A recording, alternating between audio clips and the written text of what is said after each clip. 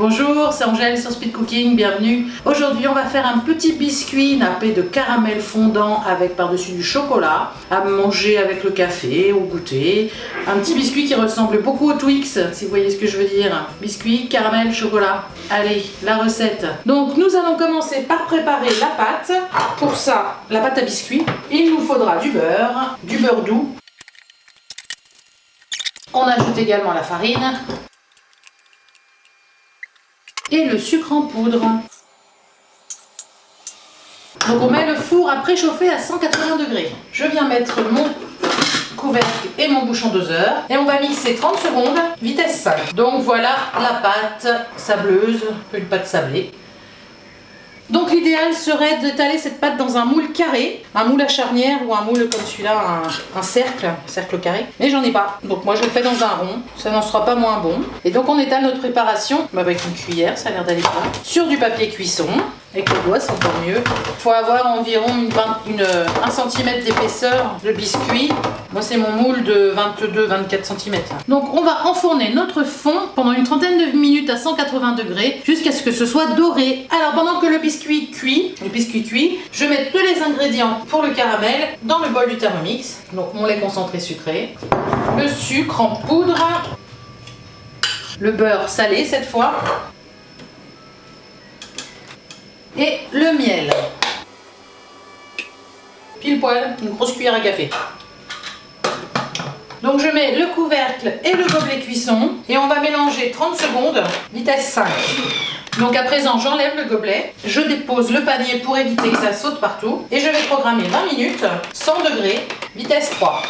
On va maintenant prolonger la cuisson, on va rajouter 35 minutes sur chaleur Varoma cette fois, à la vitesse 2. Nous allons à présent enlever le panier, remettre le gobelet et mixer 15 secondes, vitesse 5. Donc voici mon biscuit après 25 minutes de cuisson, bien doré. Je viens verser le caramel.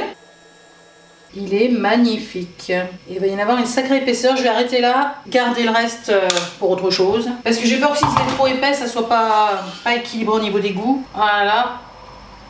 On le répartit bien partout. Et on va le laisser prendre au réfrigérateur. Une petite astuce pour nettoyer le bol. Donc vous mettez de l'eau jusqu'au premier niveau à peu près. Le couvercle avec le bouchon. On va faire chauffer pendant 5 minutes à 100 degrés. Et on mettra des petits coups de turbo et il n'y aura plus qu'à rincer. Vitesse 2, c'est largement.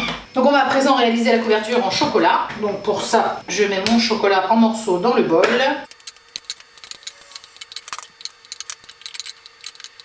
Et on va le mixer 10 secondes, vitesse 9. Je racle les parois du bol.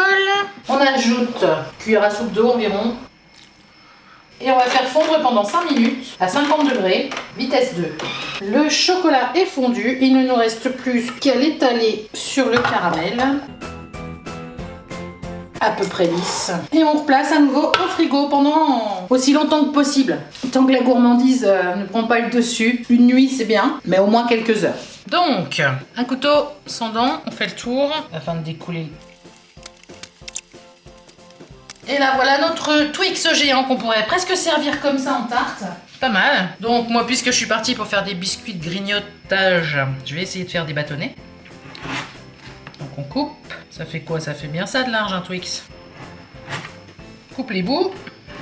Et voilà notre Twix. Donc peut-être que le moule un peu plus grand aurait été mieux parce que j'aurais eu moins épais de biscuits. En caramel on est bien. Donc avec un moule plus grand vous mettez tout. Les chocolats c'est pas mal. Peut-être mettre un peu plus d'eau pour qu'il soit plus fluide et plus facile à étaler. Voilà, si cette recette vous a plu, n'hésitez pas à la partager. Laissez un petit commentaire, abonnez-vous et à bientôt sur Speed Cooking.